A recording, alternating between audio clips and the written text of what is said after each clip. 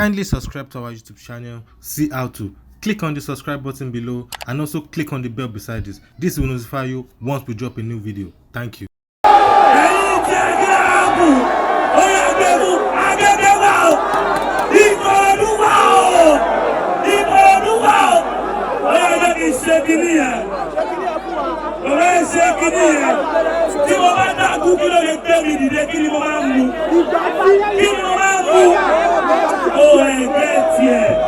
Oh my God!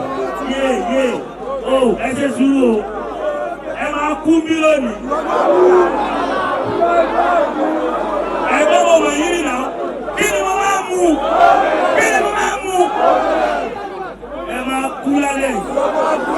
Ẹ̀yin pẹ̀lú fẹ́ẹ̀sì ní pálí máa dí. Ó ṣì o.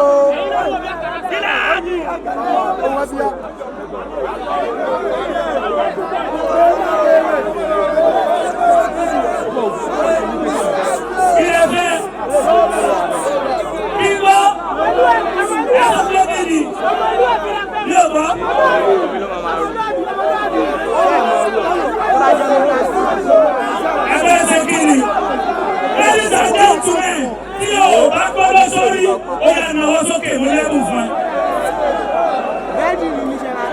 Tó o bá gbọ́dọ̀ sórí náwó sókè mo lẹ́bùn fún ẹ. Ìgbẹ́ ojú ọlọ́run alágbára gbogbo àwọn tó náwó pàwọ̀ gbọ́dọ̀ sórí, ètò bá parọ́ bá yẹ bàjẹ́.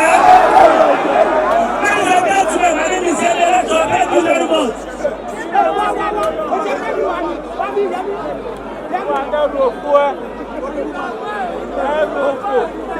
Thanks for watching this video. Don't forget to click the subscribe button, kindly comment and share. Thank you, Boya TV.